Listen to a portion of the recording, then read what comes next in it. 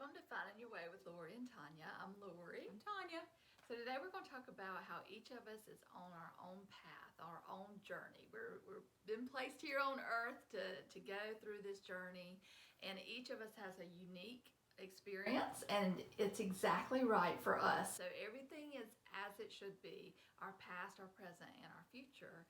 And so what we're going to do is talk about how each of us also has moments on our journey that we feel a little stuck or we feel like we've got roadblocks in our way. And Tonya and I have both experienced this in our life multiple times. Yeah. And so we have learned some little tricks and tips to sort of get unstuck a little bit quicker. And so that's what we're going to talk about today. So and a lot of this is truly believing. So I think the start of this is believing everything that has happened to us in the past was exactly what it should be, all the good and all the bad. And trust me, I've got as much bad in the past as good, but it has really driven me to who and where I am today, which I wouldn't give anything for. So I think when we look at it like that all those lessons and those life experiences are getting us to here, and here is getting us to the future. And we control the future as well. And it's really putting that in perspective of we are where we're supposed to be, and that every single thing that we do and has been done is just to get us where we need to be, and accepting it. And sometimes it's enjoying even the stuck moments. Yeah, so in addition to believing that, we're all on a unique path, it is believing that everything's happening for our highest good too. And so if you can really believe that, even when there's things that you don't understand that happen, just accepting, like getting into that space of acceptance and knowing that that feeling isn't going to last forever and there'll be another good feeling coming around. If we can start believing that it's all leading us to our highest good, it makes the journey a little bit more enjoyable, a little bit more tolerable when it's not going your way. Right. And a perfect example of that is a career change. I can tell you that I was with an organization for a long time, and it was a career for me, and I loved it. It was fantastic. And then something happened, and that went away unexpectedly. And I will say that there was a time that it felt like the roadblock, and I panicked and thought, "Oh my gosh, what do I do now?" And that led me to where I am now. And I will tell you that I never would have quit that organization. I was too entrenched and embedded in it. I do think that there were parts and pieces of God, universe pushing me out of the nest a little bit, which I did not accept and did not take. And I think I kept getting the nudge, and then finally it was like, all right, there you go, it's time to fly. You didn't heed the warnings, so here we are. And that happens a lot, I think, with multiple things. And so it really is recognizing when you feel that way, you need to change, but a lot of us are very resistant to change. And so eventually God will come in and make that change for you. But you can even feel it. Like if you're feeling stuck, you're feeling like everything seems to be a chore and a challenge, that's an indicator that change is needed. Right. There's change needed in your life to get you on your highest good and your highest path. And in my case, I didn't heed the warning. I didn't make the change myself. But it was so necessary that the change was made for me. And when that happened, I really did. It was kind of interesting because it gave me a break of a month or two that I got to spend with my children, that I had never gotten to take them to school and pick them up from school. And as scary as it was financially, the relief of getting to be a mom for a change, like a real mom, where I felt like I was getting to see them so much during the day, and I got to go to lunch at schools, and I got to pack lunches in the morning. And now it wasn't for a long period of time, but that period of time, I really kind of did bask in that a little bit. I enjoyed it. Who knew? Because I'd never had the opportunity to do it. And then that also led me to where I am now, and to a similar career, but with an organization that I have tons of autonomy, and I love what I do every single day. I love who I do it with, and I never I never didn't like it before, but I didn't realize I just liked it before, and now I love it. And the flexibility, I get to be mom any day I want to, and I get to create my schedule, and I get to still be successful and still be supported.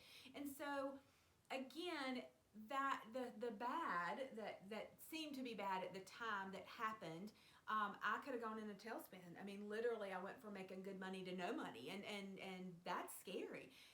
But I make more money now, and who knew? And so I think it's accepting and sometimes enjoying the midst of crisis, taking a minute and enjoying it, because there are tidbits even in the middle of the crisis that are enjoyable, if you can find them, if you find the sunshine among the clouds. And I think that's what I did. Mm-hmm. And so don't you think you got to a better space quicker because you were able to enjoy the going through the difficulty? Yes. And so that's part of the takeaway we want y'all to have is it's hard. I mean, when you're going through something that devastating, that was your identity a little bit, and it questioned your identity and that kind of thing. It would be very easy to wallow in that, and all of us are guilty of doing that.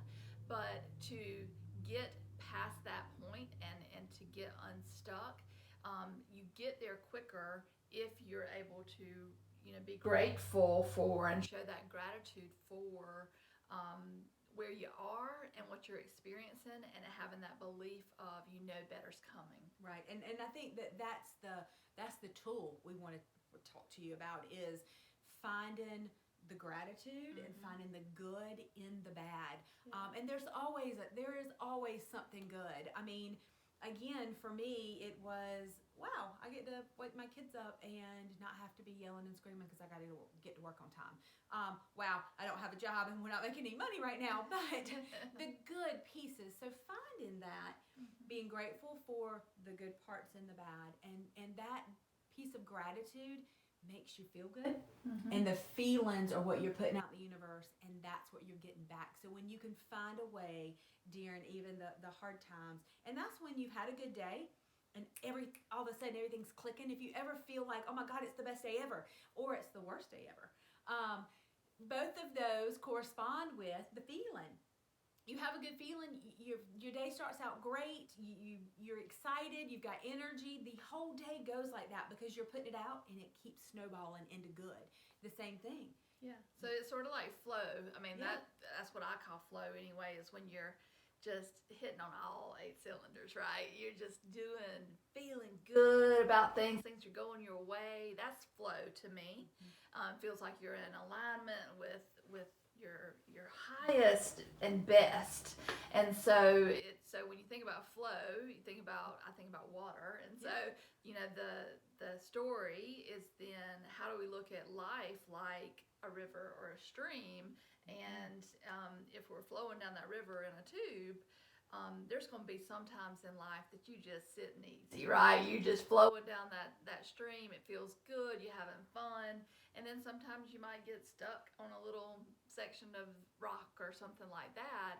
And you could sit there and be mad as fire about being stuck on that rock, and your friends are all floating in front of you and hadn't waited on you. And we can all get there. But what would it look like if, when we're stuck, we actually take a moment, like Tonya did when she had that experience with her job, take a moment to be grateful for what you are experiencing. Oh, the sun feels real good on my skin. Oh, look, I wouldn't even seen that if I hadn't stopped. Look at those flowers right there that if I had flown by, I wouldn't have seen.